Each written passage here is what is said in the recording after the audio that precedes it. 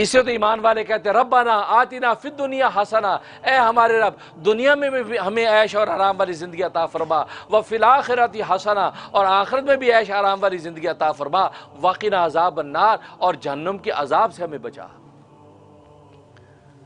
यहाँ भी नुक्ते की बात है कि जब आपको आखिरत में ऐश वाली ज़िंदगी मिल गई तो फिर जहन्नुम के अजाब से बचने की दुआ क्यों कर रहे हैं?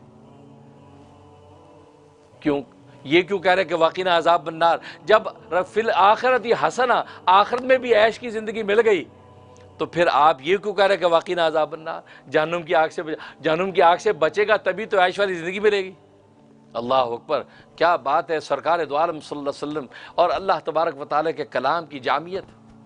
असल में आखिरत की ऐश के दो रास्ते हैं, एक डायरेक्ट एक इनडायरेक्ट। डायरेक्ट रास्ता क्या है कि बगैर जहन्नुम के अजाब के सीधा अल्लाह जन्नत में दाखिल कर दे,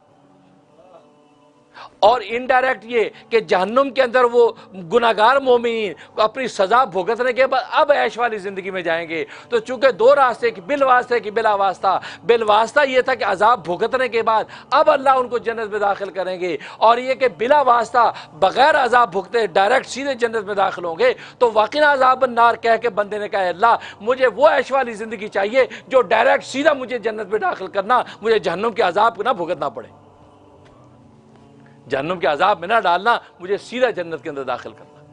इसलिए वक़िना अज़ाब अन्नार कहते हैं। तो यहां पर यह फरमा फला खौफुन अलैहिम वला हुम यहज़नून, और यहां आप गौर करें कि खौफ के लिए तो कह दिया कि फला खौफुन, खौफ नहीं होगा, सादा सा मतलब, और आगे ये नहीं कहा वला हुज़्नुन अलैहिम, उन पे हुज़न भी नहीं होगा। वहाँ वला हुम यहज़नून, वहाँ फेल का सीगा लाए, वहाँ ये नहीं कहते वला हुज़्ना अलैहिम, उन पे हुज़न भी नहीं होगा। ये फ़र्क क्यों किया है? वहाँ तो क्या फला खौफुन, उन पे खौफ नहीं होगा, और आगे का वला हुम यहज़नून, फेल लेके आ गए, फेल मुज़ारे लेके आ गए कि वो जो उन पर गमज़दा भी नहीं होंगे। ये क्यों नहीं कह दिया वला हुज़्ना अलैहिम, उन पर हुज़न भी नहीं होगा? ये उसलूब क्यों बदला है? अल्लाह अकबर। असल में इसमें अल्लाह तबारक व तआला ये इशारा करना चाहते हैं कि ये खौफ आने वाले का खौफ ना होना, और इसी तरीके से जो गुजर गया उस पर गम ना होना, ये हर एक के बस की बात नहीं है।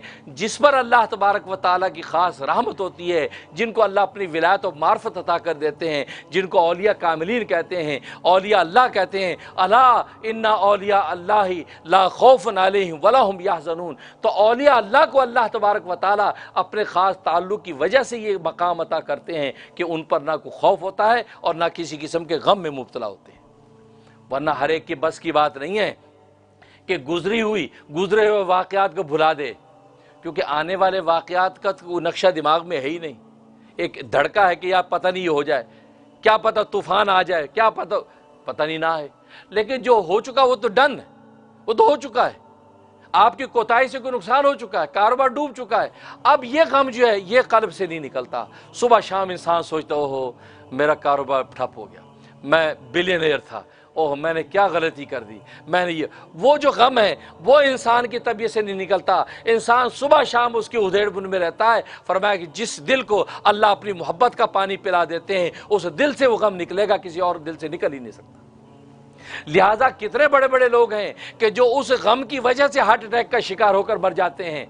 वही गम जो गुजरे हुए किसी वाक़े पर उनको जो गम होता है, उस गम के जरिए हार्ट अटैक का शिकार हो जाते हैं, उनको शुगर हो जाती है, डायबिटिक हो जाते हैं, तरह तरह के अमराज में मुब्तला हो जाते हैं। फरमाया कि जिस पर अल्लाह की रहमत हो, अल्लाह जिनको अपना वली बना लेते हैं, अल्लाह तबारक व तआला उनके दिलों को थाम लेते हैं। अब इनको अब किसी किस्म का गम नहीं होता, ये फरमाया।